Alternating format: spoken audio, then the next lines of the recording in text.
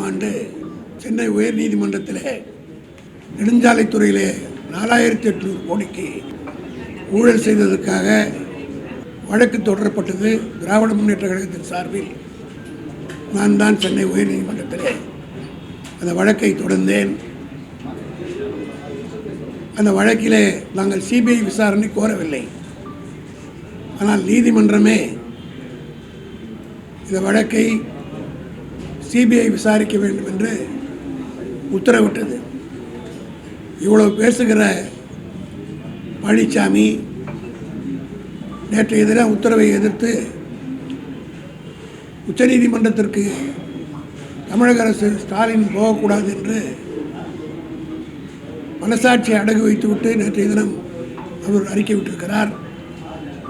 அவர்தான் முதல்லே உச்சநீதிமன்றத்தை நாடி அவர் மீது சிபிஐ வழக்கு நடத்த வேண்டும் என்று சென்னை உயர்நீதிமன்றம் பிறப்பித்த உத்தரவை எதிர்த்து வழக்கு தொடர்ந்து தடை பெற்றார். அந்த வழக்கு நடைபெற்றது 2022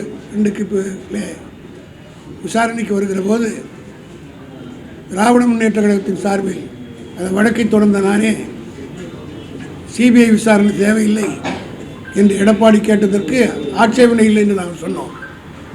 காரணம் என்னவென்று கேட்டால் சிபிஐ வேண்டுமென்று நாங்கள் எந்த காலத்திலும் கேட்டது கிடையாது என்று சொன்னால் அதற்கு பல காரணங்கள் உண்டு. நீங்கள் எல்லாம் மறந்திருக்கக்கூடும். 2016 ஆண்டு தமிழ்நாட்டிலே திருப்பூருக்கு அருகில் தேர்தல் நேரத்தில் 570 கோடி ரூபாய் கண்டெய்னர் லாரியிலே பிடிபட்டது. அப்பொழுது அதிமுக தான் ஆட்சியில் இருந்தது. மறைந்த அம்மையார் ஜெயலலிதா ஆட்சியில் இருந்தார்கள். அந்த 570 கோடி ரூபாய் கட்டுக்கட்டான நோட்டுகள் தேர்தல் அதிகாரிகள் கைப்பற்றி கண்டெய்னர் லாரியிலே வந்தது. அது எங்கிருந்து வந்தது? கோவை மாவட்டத்திலே இருந்து திருப்பூரில் நடு ரோட்டிலே கைப்பற்றினார்கள். 570 கோடி, ₹1 ₹2 இல்லை, 570 கோடி. இது சம்பந்தமாக சென்னை உயர்நீதிமன்றத்திலே வழக்கு தொடர்ந்தோம் திராவிட முன்னேற்ற கழக சார்பில். அந்த வழக்கில் சிபிஐ விசாரணை நடத்த வேண்டும் என்று 2017-18 உத்தரவு போடப்பட்டது. இன்றைக்கு 2024 இருக்கிறோம்.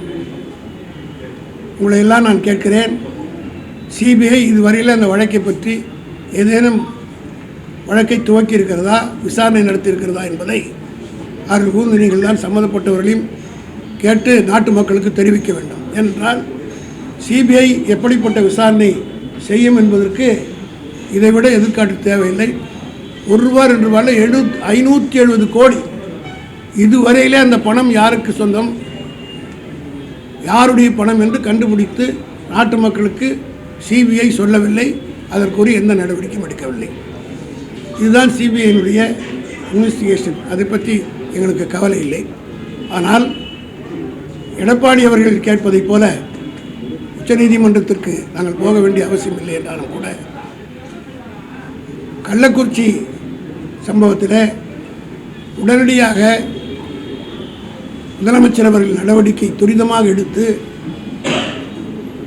ஏறத்தாழ 57 மருத்துவர்களை அனுப்பி செங்கற்பட்டு, சேலம், காஞ்சிபுரம் போன்ற பல மருத்துவமனைகளிலிருந்து டாக்டர் எலியாம் அனுப்பி, அதோடு மட்டுமல்ல கலெக்டர் மாற்றப்பட்டார், எஸ்பி சஸ்பெண்ட் செய்யப்பட்டார், சம்பந்தப்பட்ட குற்றவாளிகள் உடனடியாக கைது செய்யப்பட்டார்கள். ஆக எல்லா விதமான நடவடிக்கையும் அரசு மேற்கொண்டது. நேற்றைக்கு தீர்ப்பிலே கூட அந்த தீர்ப்பை பற்றி நான் ஒன்றும் கருத்து சொல்ல விரும்பவில்லை. ஆனால் எடப்பாடி அவர்கள் யோகியரை போல அப்பீல் போகக்கூடாது, சிபிஐ விசாரணைக்கு தயாராக நான் கேட்கிறேன். இவர் தானே முதல் ஓடினார். இவருடைய சட்டம் ஒழுங்கு கெட்டுவிட்டது என்று இன்றைக்கு பேசுகிறார். இவருடைய ஆட்சியில் ஒரு வழக்கறிஞர் கொலை செய்யப்பட்டார் என்ற சம்பவத்தை வைத்துக்கொண்டு சட்டம் ஒழுங்கே கட்டுவிட்டதுன்னு சொல்கிறார். இவர்கள் ஆட்சியில் நடக்கவில்லையா? இதே சென்னையில் ஒரு மத்திய அமைச்சராக இருந்த தலித் எழுமலை அவருடைய மருமகனே கொலை செய்யப்பட்டார். அந்த வழக்கிலே நேற்று இது 2 நாட்களுக்கு முன்பு தான் தீர்ப்பு கூட வந்தது. நீங்கள் எல்லாம் ஊடகங்களை வெளியிட்டிருக்கிறீர்கள். அது யாருடைய ஆட்சியில் நடந்தது? ஆக தனிப்பட்ட கொலைகள் நடப்பதற்கும் சட்டம் ஒழுங்குக்கும் சம்மதமில்லை என்பதை முதலமைச்சராக இருந்தவர் எடப்பாடி புரிந்து கொள்ள வேண்டும். இப்பொழுது அங்கே ஒசூரிலே வழக்கறிஞர் கொலை செய்யப்பட்டது தனிப்பட்ட விவகாரம், காதல் விவகாரம். உடனடியாக சம்மந்தப்பட்டவர் கொலை செய்தவரும் கைது செய்யப்பட்டிருக்கிறார். அதே போல தஞ்சாவூரிலே ஒரு ஆசிரியை கொலை செய்யப்பட்டதை எடப்பாடி சொல்கிறார். அதுவும் தனிப்பட்ட தகராறு. அதாவது சட்டம் ஒழுங்கு என்பது என்ன என்பதை முதல்ல எடப்பாடி புரிந்து கொள்ள வேண்டும். தூத்துக்குடியில் நடைபெற்றது சட்டம் ஒழுங்கு பிரச்சனை. 13 பேரை சுட்டு கொன்றது எடப்பாடி. அது என்ன சொன்னார்? நான் டிவியிலே பார்த்து தான் தெரிந்து கொண்டேன் என்று சொன்னவர் தானே எடப்பாடி. அதே போல் இவருடைய தலைவி இதய தெய்வம் என்று சொல்கிறார்கள். அம்மா அம்மா என்று மூச்சுக்கு 32 தடவை சொல்லுகிற இவருடைய அம்மா கடைசி காலத்தில் வாழ்ந்தது கொடைநாட்டில் தான். ஏறத்தாழ 3 ஆண்டு காலம் அவர்கள் முதலமைச்சராக இருந்தபோதே கொடைநாட்டில் இருந்து தான் இங்கே கவர்மெண்ட்டே நடத்தி கொண்டிருந்தார். இதெல்லாம் நாட்டு மக்கள் மறந்திருக்க மாட்டார்கள். அதிகாரிகள் எல்லாம் காலையில் கோயம்புத்தூர் ஃப்ளைட்டில் போவார்கள், கொடைநாட்டில் சந்தித்து விட்டு இரவு வந்து வருவார்கள். ஆக கொடைநாட்டில் உட்கார்ந்து கொண்டு அந்த அம்மையார் வாழ்ந்து அரசியல் கடைசி காலத்தில் இருந்த இடம் கொடைநாடு என்பது எல்லோருக்கும் தெரியும், அதிகாரிகளுக்கும் தெரியும். கொடைநாட்டில் இருந்து கோட்டையை இயக்கி கொண்டிருந்தவர் தான் அன்றைய முதலமைச்சர், அதிமுக முதலமைச்சர் ஜெயலலிதா அவர்கள். அந்த அம்மையார் வாழ்ந்த கொடைநாட்டு வீட்டையே எடப்பாடி முதலமைச்சராக இருக்கிற போது காப்பாற்ற முடிந்ததா? அங்கே காவலாளியாக இருந்த ஓம் பகதூர் என்பவர் கொலை செய்யப்பட்டார். 5 கொலைகள் அங்கே நடந்திருக்கிறது. அது தொடர்பாக பல கோடி ரூபாய் கொள்ளையடித்து கொண்டு போனார்கள் என்று எல்லாம் நடைபெற்றது இவருடைய ஆட்சியில். அதெல்லாம் சட்டம் ஒழுங்குக்கு கெட்டதற்கு ஒரு அடையாளமே தவிர இந்த மாதிரி தனிப்பட்ட முறையில் நடப்பதெல்லாம் சட்டம் ஒழுங்கு என்று பேசுவது எந்த வகையிலும் நியாயமல்ல. அதேபோல் இவருடைய ஆட்சியில் எத்தனை ஆசிரியர்கள் கொலை செய்யப்பட்டார்கள் என்பதற்கு என்னிடத்தில் சான்றுகள் இருக்குது. கும்பகோணத்தில் தனியார் பள்ளி ஆசிரியை குத்தி கொலை 2018 நவம்பர் 2ஆம் தேதி.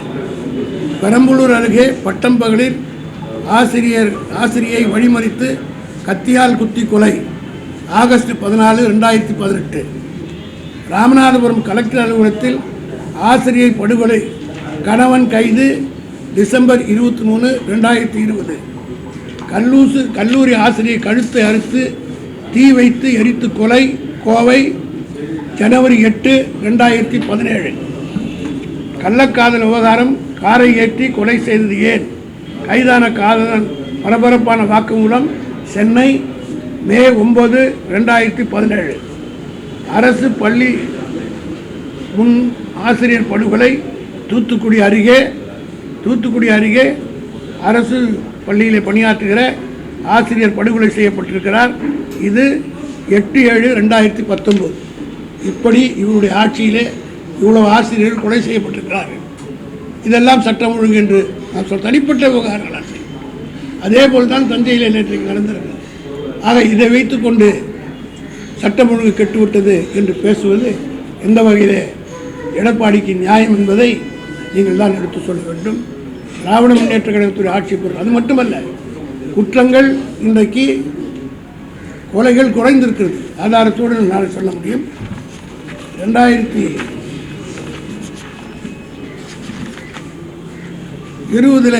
இவர் ஆட்சியில் இருக்கிற போது 1672 கொலைகள் நடந்திருக்கிறது. ஆனால் இப்பொழுது அந்த ரிப்போர்ட் கடைசியாக ஜூன் மாதம் 30ஆம் தேதி வரை எத்தனை கொலைகள் நடந்திருக்கிறது என்றால் 792 கொலைகள். அதோடு மட்டுமல்ல, சென்னையிலே ஆணையர் அருண் அவர்கள் பொறுப்பேற்றுக் கொண்ட பிறகு ரவுடிகளை ஒதுப்பதற்காக டிஎஸ்பி ரேங்கில் ஒவ்வொரு ஸ்டேஷனுக்கும் ஒவ்வொருடைய ஜோனுக்கும் ஒவ்வொரு டிஎஸ்பியை போட்டு ரவுடி எலிமெண்ட்ஸை கண்காணிப்பதற்காக நடவடிக்கைகள் எடுத்து இன்றைக்கு சென்னையை பொறுத்தப்பட்டிலும் ரவுடிசம் குறைந்திருக்கிறதா இல்லையா என்பதை நீங்கள் தான் சொல்ல வேண்டும். ஆக இது போன்ற எல்லா நடவடிக்கை எடுக்கிற போது இங்கே ஒரு ஸ்டே இன்சிடென்ட்ஸ் நடப்பதை வைத்துக்கொண்டு சட்டம் ஒழுங்கு கெட்டுவிட்டது என்று சொல்வது எந்த வகையிலும் நியாயமல்ல என்பதை நான் தெரிவித்துக் கொள்ள விரும்புகிறேன்.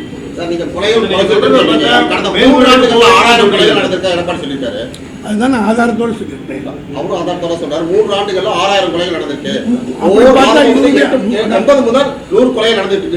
மொத்தமாக சேர்த்து சொல்கிறேன். நான் ஒவ்வொரு ஆண்டாக சொல்கிறேன். கணக்கே இருக்கு.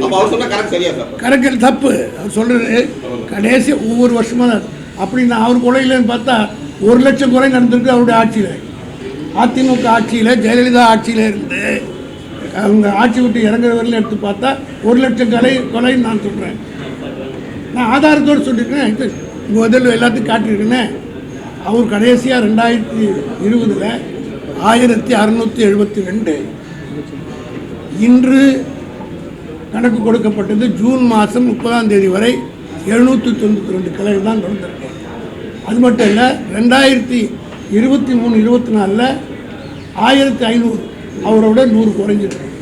இப்போ நான் 792 தான் நடந்திருக்குது. ஆக குறைந்து கொண்டு வருகிறது ரவுடிசத்துக்கு. அது இவ்வளோ பேசுகிறார்களே. இந்த கள்ளக்குறிச்சி விவகாரத்துக்கு பிறகுதான் விக்கிரவாண்டி தேர்தல் நடந்தது. விக்கிரவாண்டி தேர்தலுக்கு முன்னால் கள்ளக்குறிச்சி பிரச்சனை மட்டுமல்ல, ஒரு வாரத்துக்கு முன்னால் தமிழகத்தையே உருக்கக்கூடிய ஒரு கொலை நடந்தது, ஆம்ஸ்ட்ராங் கொலை. அதை வைத்து பூதாகரமாக பேசினார். அந்த கொலை வழக்கு எப்படி என்ன இன்வெஸ்டிகேஷன் ஆகி இருக்கிறது என்றது உங்களுக்கு எல்லாரும் தெரியும். பட்டவர்த்தமாக வெளிவந்தது. இப்போ யாரும் அதை பற்றி பேசுவதே கிடையாது. இந்த 2 பிரச்சனை வைத்து தான் விக்கிரவாண்டி தேர்தலில் பிரச்சாரம் செய்தார். அதிலும் தேர்தலுக்கு 2 நாளைக்கு முன்னாடி தான் இந்த ஆம்ஸ்ட்ராங் கொலையே நடந்தது. அப்படி இருந்தும் விக்கிரவாண்டியில் திராவிட முன்னேற்ற கழகம் வெற்றி பெற்றிருக்கிறது. ஆக மக்கள் சரியாக இருக்கிறார்கள். மக்கள் மத்தியிலே தவறான கருத்தை பரப்ப வேண்டும் என்பதற்காக முட்டி போட்டு எதோ பல கர்ணங்கள் அடித்து எடப்பாடி செய்து பார்க்கிறார். நிச்சயமாக அது ஈடுபடாது. தளபதிக்கு இன்றைக்கு இப்போது கூட ஒரு கருத்து கணிப்பு எடுத்திருக்கிறார்கள். அந்த கருத்து கணிப்பில் நான் பல முறை சொல்லியிருக்கிறேன். அக்னி நியூஸ் சர்வீஸ் என்று அந்த கருத்து கணிப்பு தான் மகாராஷ்டிரா தேர்தலை பற்றி கூட சொல்லியிருக்கிறது. மகாராஷ்டிராவில் காங்கிரஸ் தலைமையிலான கூட்டணி தான் வெற்றி பெறும் என்று சொல்லியிருக்கிறது. ஜார்க்கண்டில் இழுபறி என்று சொல்கிறது. அதே அக்னி நியூஸ் ஏஜென்சி தான் ஒரு கருத்து கணிப்பை வெளியிட்டிருக்கிறார்கள். தமிழ்நாட்டிலே 54% are satisfied with MK Stalin's government, 17% are satisfied to some extent, 29% are not satisfied. ஆக இந்த கருத்து கணிப்பை வச்சு பார்க்குற போது 71% மக்கள் இந்த அரசுக்கும் தளபதி மு.க. ஸ்டாலினுக்கும் ஆதரவாக இருக்கார். இந்த 29% இருக்குதுல்ல, இதில் தான் எல்லாரும் பங்கு போடுறாங்க.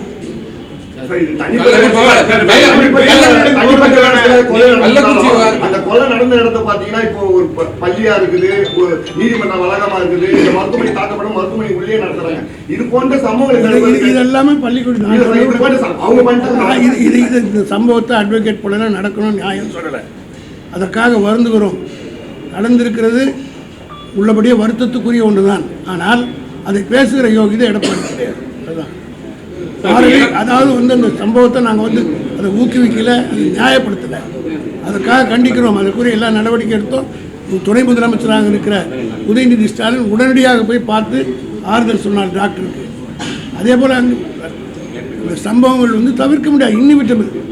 ஒரு பெரிய சொசைட்டியில் இதெல்லாம் நடக்கிறது ஒரு பெரிய சர்க்காரில் நடக்கிறது தான். ஆனால் இதை வச்சு பெருசாக சுவாதி கொலை நடக்கு நுங்கமாக ரயில்வே ஸ்டேஷன் பட்டம்பகலில் நடந்த என்னாச்சு? அதில் கைது செய்யப்பட்ட அந்த நபர் ஜெயிலில் செத்தார். இவங்க ஆட்சியில் தான் நடந்தது. இப்படி நீங்கள் டிக் பண்ணிங்களா ஒன்று ஒன்றா வந்துக்கிட்டே இருக்கும். அதனால் ஒரு இன்சிடெண்ட்டை வச்சு அதற்கு லா அண்ட் ஆர்டரை கனெக்ட் பண்ணக்கூடாது. நீங்கள் ரொம்ப ரேஷ்னல் கொஸ்டின் கேட்டீங்க. சுவாதி கொலை எங்கே நடந்தது? ரயில்வே ஸ்டேஷன், நுங்கம்பாக்கம் ரயில்வே ஸ்டேஷனில். அந்த பையன் கைது செய்யப்பட்டான். அவன் ஜெயிலில் செத்தான். ஜெயிலில் உங்கள் கஸ்டடி. ஆண்டாடுறவங்க கையில் எல்லாம் இருந்து என்னாச்சு? ஏன் மறைச்சிங்க? பொள்ளாச்சியில் என்னாச்சு? பொள்ளாச்சியில் பாலியல் நிகழ்ச்சி எவ்வளோ கேவலமானது. அந்த குழந்தைங்களை கொண்டு போய் படத்தை எடுத்து காட்டி அண்ணா என்னை விட்டுடுங்கன்னு கதறுது. அந்த கதற காட்சியெல்லாம் எடப்பாடி ஆட்சியில் நடந்ததா இல்லையா? அதான் ஆண்டாடுறது. நீ கேட்டதுக்காக நான் சொன்னேன். பொள்ளாச்சியில் என்ன நடந்தது? அந்த குழந்தைகளை பள்ளிக்கூட பெண்களை எல்லாம் ஃபோட்டோ எடுத்து போட்டு காட்டி பிளாக்மெயில் பண்ணி நடந்ததெல்லாம் இவருடைய ஆட்சி காலத்தில் தானே. அதுக்கு அண்ணா என்னை விட்டுருங்கன்னு கதறுது அந்த குழந்தைங்க.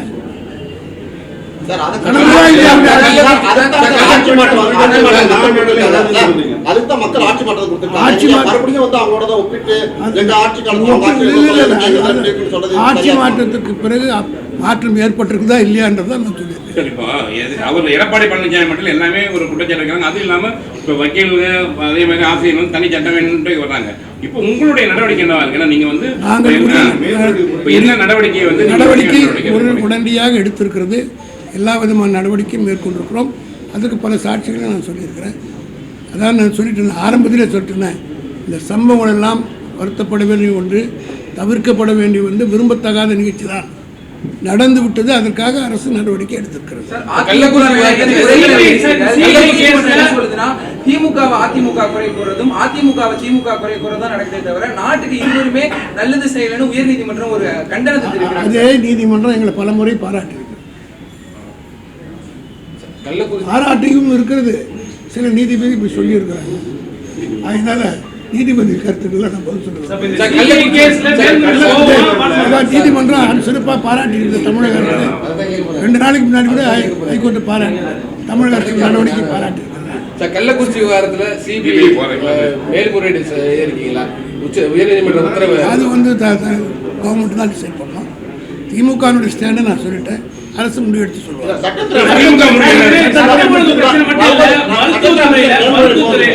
பல சிகிச்சை கொடுக்கக்கூடிய இடங்கள்ல வந்து தவறான சிகிச்சை கொடுக்கப்பட்டிருக்குங்கிறதையும் அவருடைய அந்த அறிக்கையில எதிர்கட்சி தலைவர் சுட்டிக்காட்டிருக்காரு. தொடர்ந்து சுகாதாரத்துறை வந்து சீர்கேட்டிருக்குங்கிறதே ஒரு குற்றச்சாட்டை வைக்கிறாரு. அதாவது வந்து அவர் சொல்றது கரெக்ட் இருக்கட்டும். நீங்க எல்லாம் இருக்கிறீங்களே இன்வெஸ்டிகேஷன் ஏஜென்சிஸ், அப்படி நடக்கிற இன்சூரன்ஸ் எடுத்து காட்டுங்க. ஏதாவது அவர் கண்ணுக்கு தெரியுதுன்னு சொல்ல உங்கள் கண்ணுக்கு தெரியல. இல்லை உங்களை கேட்குறேன். நீங்கள் எல்லாம் பிரஸ் ரிப்போர்ட் எல்லா இடத்துலையும் போகிறீங்க. அந்த மாதிரி சம்பவம் இருந்தால் போட்டு காட்டுவீங்களா? காட்ட மாட்டீங்க. எதாவது காட்டியிருக்கீங்களா?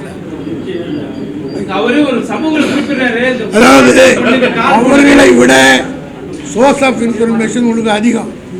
நீங்கள் ரவுண்டு கிளாக் சுற்றிக்கிட்டு இருக்கிறீங்க. இந்த மாதிரி இன்சிடென்ட்ஸ் நடந்தால் நீங்கள் விட்டு வைப்பீங்களா? போட்டு காட்டிட்டு நீங்கள் போட்டு காட்டியிருப்பீங்களா? காட்டியிருக்க மாட்டீங்களா? அவர் வாய்ப்பளித்ததான் அவருக்கு பாவம் என்ன பண்ண. அவர் ட்ரபிளில் இருக்காரு. அவர் தன்னை காப்பாற்றிக்கணும். அவர் நிற்காம I feel pity for him. That's all.